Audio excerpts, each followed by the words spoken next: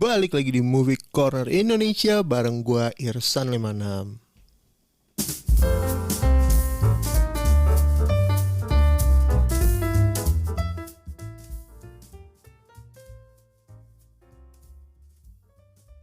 Well, seperti yang ada di judul, untuk kali ini gua mau ngebahas tentang Money Heist atau Money Heist Part 5 khususnya sih. Ya, mungkin secara keseluruhan gue jelasin secara singkat, tapi fokusnya adalah ke Money Heist Part 5. Kenapa gue baru bikin sekarang untuk review Money Heist padahal filmnya udah lama? Iya, karena nunggu tamat dulu dong. Dan by the way, sebenarnya Movie Corner ini kan pengennya ngebahas movie dan series, karena kebetulan platform OTT itu banyak banget yang memfasilitasi series untuk tetap tayang dan dalam jangka waktu lama gitu ya kan. Dan karena gue juga perlu waktu untuk ngebahas atau nontonin seriesnya duluan gitu ya. Jadi bakal lebih banyak film seperti judulnya, tapi bakal ada pembahasan series juga sih kalau gue nggak mager, atau kalau minimal seriesnya udah tamat gitu. Ya kita lihat aja ke depannya, semoga semakin banyak pembahasan series buat di Movie Corner Indonesia. Dan langsung aja mungkin tanpa lama-lama kita bahas Money Heist Parte 5.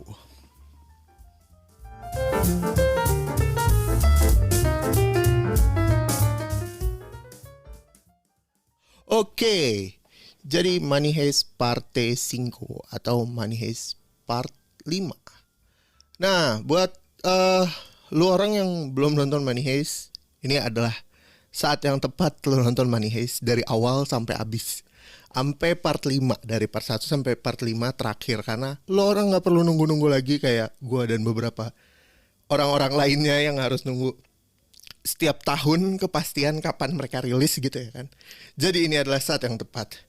And by the way, buat yang belum pernah nonton, gue jelasin aja mungkin secara singkat, secara keseluruhan ceritanya. Jadi Money Heist itu bukan maksud keseluruhan cerita berspoiler gitu ya, tapi sinopsis singkat aja secara keseluruhan series gitu. Jadi series Money Heist ini menceritakan tentang beberapa orang atau sekelompok perampok yang ingin mengambil uang di bank. Nah, kalau dari judul series Spanyolnya yang originalnya itu namanya La Casa de Papel, artinya adalah rumah uang, atau bisa diindikasikan dengan bank, atau secara harafiahnya disebut dengan House of Money. Beberapa orang yang tergabung dalam satu kelompok perampok ini punya otak dan otot dalam tanda kutip. Otaknya adalah seorang profesor yang tidak mengungkapkan siapa dirinya dari part 1 sampai akhirnya terungkap di part 5. Terus banyak sekali anggotanya dia gitu. Di part 1 sama 2 tuh ada 8 orang. Itu mereka pakai kode name nama-nama kota. Ada Tokyo, Rio, Denver, Helsinki, Oslo, terus Nairobi, apalagi ya, Berlin, satu lagi gue lupa. Ya pokoknya di awal itu ada 8 orang, terus akhirnya mereka semakin besar. Terus di part 3 mereka ternyata udah nyiapin rencana yang lebih gila lagi dibanding part 1 sama 2. Yang di part 1 sama 2 itu menceritakan mereka ngebobol satu bank dengan nominal yang emang gede juga, tapi belum membahayakan sebuah negara. Sedangkan di part 3 sampai 5 ini bisa membahayakan kedudukan Spanyol yang istilahnya kalau mereka berhasil, Spanyol itu bisa jadi negara miskin. Gimana lo, gila, semua cadangan emas negara di Spanyol mereka mau colong di part 3 sama 5. Makanya ini sebenarnya out of the box, gila banget pemikiran writersnya. Dan untuk yang di part 5 ini benar-benar di dibongkar semua terkait masa lalu dari orang-orang penting yang udah lu tonton dari part 1 sampai habis gitu ya. Terus dari awal tuh di part 1 sampai part akhir mereka pakai sudut pandangnya si Tokyo. Dan sebenarnya gimana ya nyebutnya ya? Gue takut spoiler tapi ya udahlah nggak apa-apa. Sebenarnya kan Tokyo mati ya di part 5. Cuman dilanjutin sampai akhir dalam tanda kutip berubah sudut pandang tapi lo nggak sadar gitu berubah sudut pandang sebenarnya ke orang lain yang menceritakan tentang kisah mereka. Pokoknya ada di episode di part 5 itu nanti sudut pandangnya pelan-pelan berubah tapi lo nggak sadar gitu. Itu keren banget sih menurut gue. Terus tanpa berlama-lama lagi mungkin seperti yang biasa gue lakukan, tadi sinopsis udah, kita lanjut ke bukan pembahasan sih, ke penyebutan para kru dan orang-orang di belakang layar untuk menghormati mereka. Tapi ya nggak semua lah, yang gue tahu aja karena gue baca dari IMDb biar nggak lama. Oke lanjut kita bahas ke tentang para kru dan para pemeran.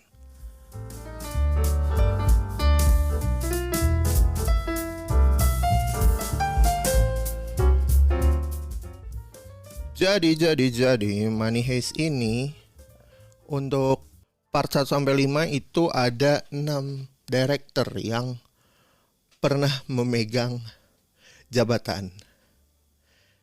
Pertama ada namanya Jesus Colmenar. Ada 13 episode dari 2017 sampai 2021. Terus ada Alex Rodrigo 9 episode dari 2017 sampai 2020.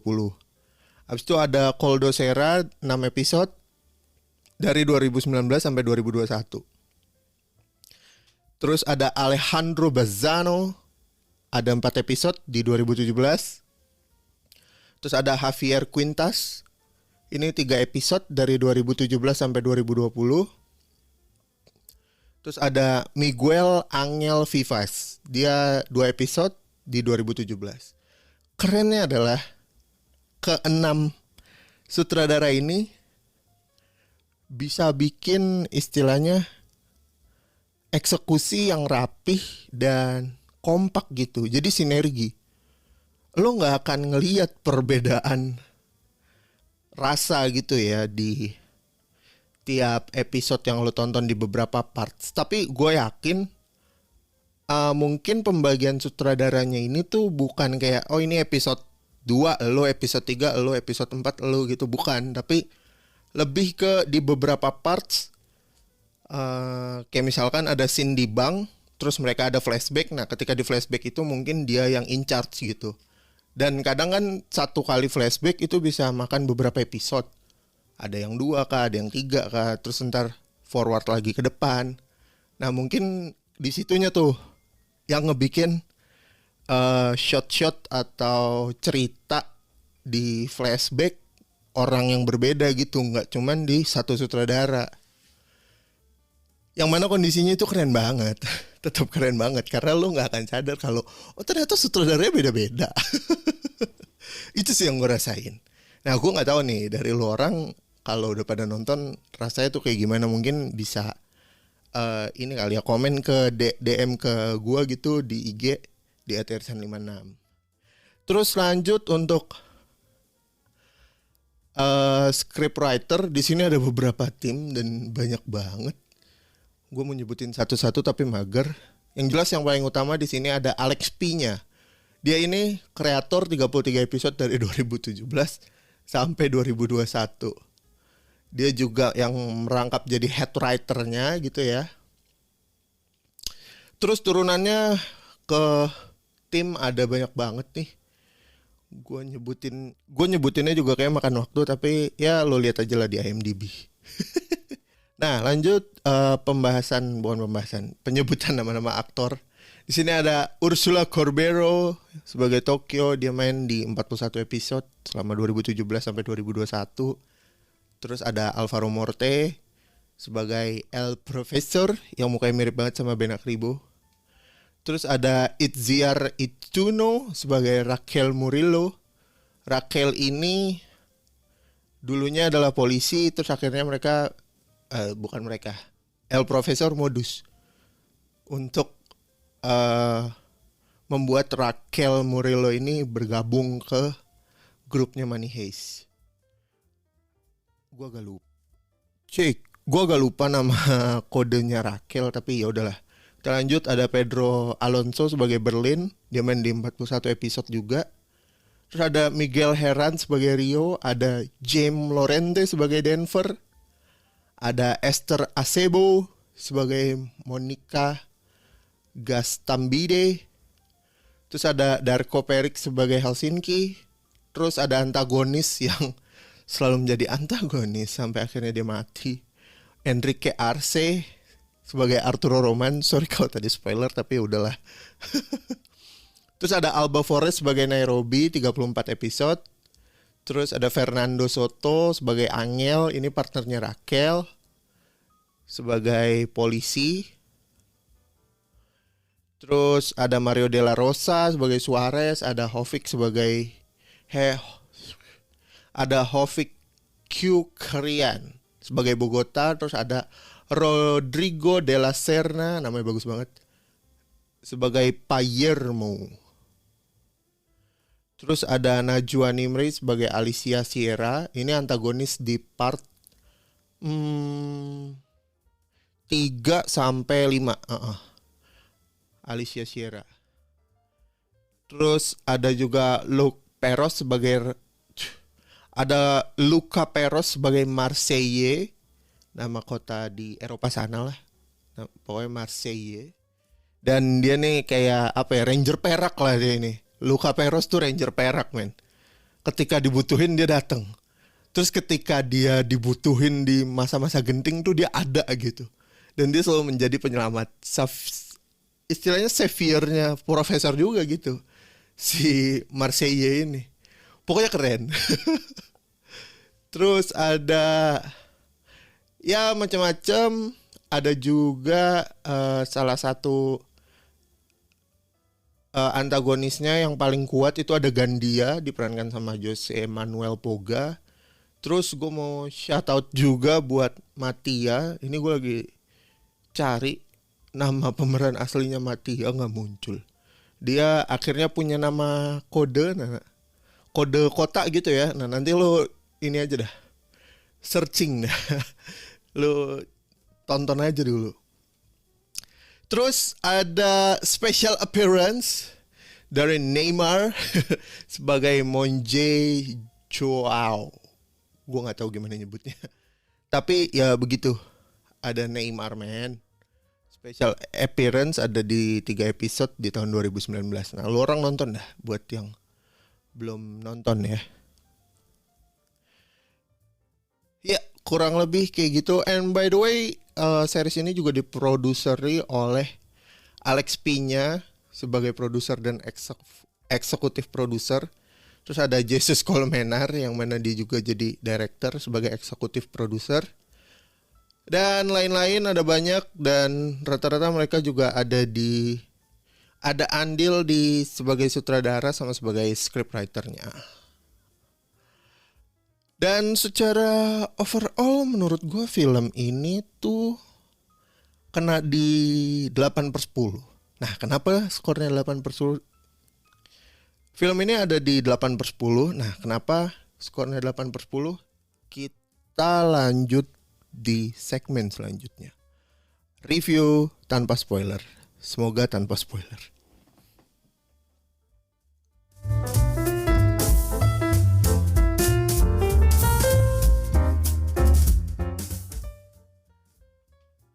Oke, jadi secara review kenapa gue kasih 8/10? Pertama, yang gue suka dari cerita, udah dah. Ceritanya masterpiece dan ciri khas. Mereka punya ciri khas dengan topeng Dali gitu kan, itu keren banget. Dan bikin trendsetter juga waktu di 2000 berapa tuh Halloween banyak yang pakai karakter itu gitu kan. Terus mastermind-nya gila ya. Bikin cerita kayak gini tuh menurut gue nggak gampang, dan mereka juga pasti gila banget untuk ngeriset, berpikir sebagai penjahat, berpikir sebagai polisi dan lain-lain. Eksekusinya sih gila sih menurut gue, keren. Cuman kadang tuh di beberapa episode agak ngebosenin, khususnya beberapa flashback yang dirasa terlalu lama. Akhirnya ngebikin ganggu, dan beberapa kali waktu gue nonton di episode 1 sampai episode terakhir, di episode 1 part 1 sampai part 5 terakhir itu kadang suka gue skip. Itu sih kekurangan kalau dari cerita. Terus kalau kedua, apa ya, karakternya sih menurut gue. Mereka si pemeran ini gitu ya, mereka tuh ngedalemin banget men karakternya, dan kayaknya kalau orang nyebut Ursula Corbero mereka nggak akan ngeh gitu. Tapi ketika mereka bilang oh pemerannya Tokyo, nah ini nih langsung oh tahu ini pemerannya Tokyo, tapi namanya nggak ketahuan nama aslinya. Begitupun ke semuanya, ke El Profesor, ke Helsinki, Nairobi, dan Denver, lain-lain lah. Pokoknya hampir semua pemeran utama yang jadi geng perampok ini tuh karakternya kuat, cocok, dan benar-benar keren men. Karismanya tuh keluar semua. Pendalaman karakternya gila sih menurut gue. Buat yang jadi bapak-bapak kebapaan banget, buat yang jadi ibu-ibu keibuan banget, buat yang jadi nggak pernah salah pun tetap ini anjir, tetap keren gitu. Maksudnya kan kalau artis, aktor, aktris gitu ya, kalau lu sampai sebel atau ngefans itu, apalagi ketika adegannya dia misalkan dia mati gitu ya, lu ikut main ke bawah sedihnya men, atau ke bawah keselnya ketika lagi ada aktor yang nyebelin. Kayak gue ngeliat Gandia waktu itu kayak anjing nih orang kenapa nggak cepet-cepet aja sih dikalahin gitu loh, kenapa sih dia tak terkalahkan gitu loh, sekesel itu. Dan ini seri Spanyol yang paling gokil sih menurut gue. Dari sisi acting dan kualitas ininya ya, aktor dan aktrisnya ya, mateng banget sumpah. Terus ketiga, efek-efek yang dipakai gue nggak tahu sih, CGI-nya mungkin minim, tapi secara trik kalaupun tanpa CGI mereka harusnya tetap eksekusinya sih gila. Kalau tanpa CGI pun, kalau pakai CGI misalkan semua ternyata CGI gitu ya kan, menurut gue terlalu gila sih, karena terlalu bersih. Menurut gue cenderung minim CGI gitu loh untuk di series ini. Dan sebenarnya bisa dibandingin dengan ini ya, harusnya dengan soap opera, tapi kualitasnya jauh banget. Ini kualitas film buat series ini jauh men. Lo kalau La Casa de Papel dibikin series kayak model Star Wars sih bisa serinya banyak banget.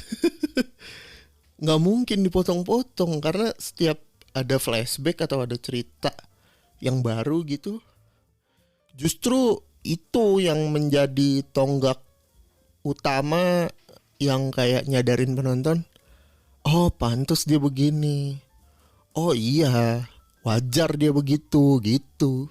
Kalau menurut gue ya gue sih sotoy aja. Mungkin itu aja kali. Lanjut kita, mungkin ini agak spoiler buat lo orang yang belum nonton part 5. Jangan dengerin dulu, stop aja dulu lah. Oke, kita lanjut ya ke pembahasan yang ada spoilernya.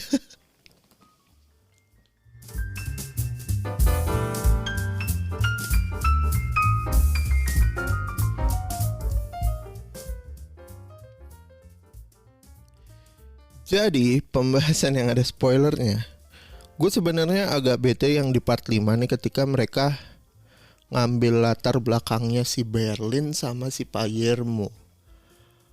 Sebenarnya lebih ke arah ada beberapa flashback yang emang jadi makan satu episode sendiri, dan menurut gue dalam tanda kutip penting nggak penting sih, tapi ketika endingnya dari si flashback itu udah ketahuan, oh iya penting juga. Cuman pas di part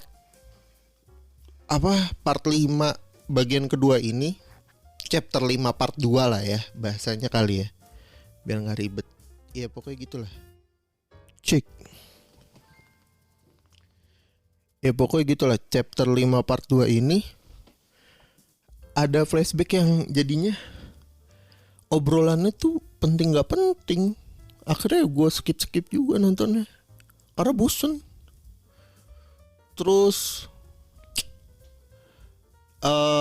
beberapa episode di episode terakhir yang gimana caranya mereka mindahin emasnya itu nggak dikasih tahu. Padahal gue penasaran gimana cara mereka ngebongkar rumah dan ngegali sedalam itu untuk ngedapetin emasnya lagi. Cik, kayak gitu untuk ngedapetin emasnya lagi. Makanya aduh kenapa jadi instan banget nih part 10-nya. Cuman di part 10-nya itu, episode 10 part 5 ini maksud gue, secara eksekusi sih gila. Karena satu kunci dari El Profesor, dia cuman bilang ini antara kita berdua menang atau kita berdua kalah.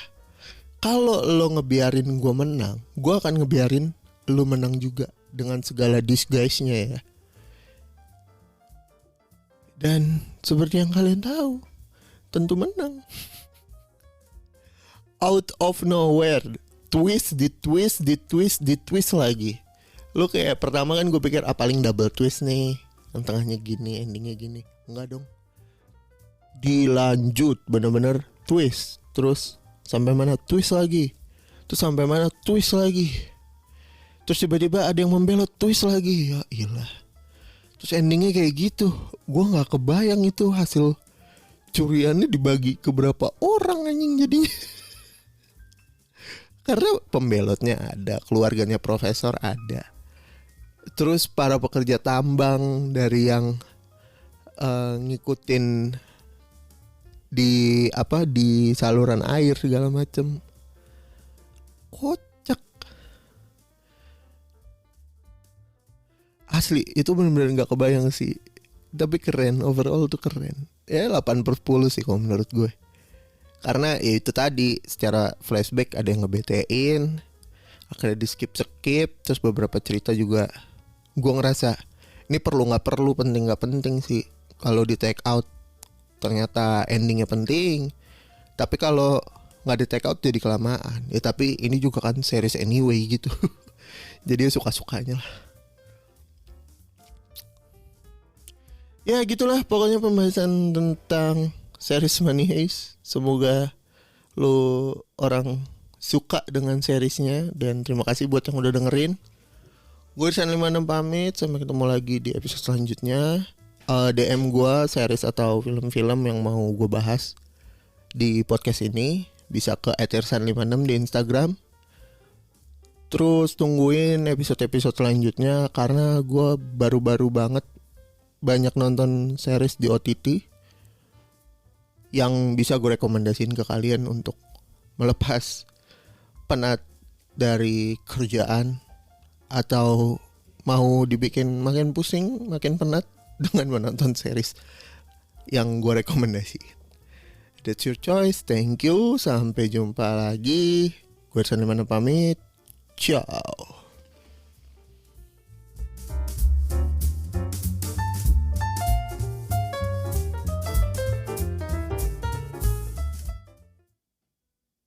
Oke, thank you yang udah dengerin podcast Movie Corner Indonesia. Sampai ketemu lagi di episode selanjutnya. Follow gue di @irsan56, bisa langsung DM rekomendasi film ke situ. Terakhir, gue Irsan56 pamit.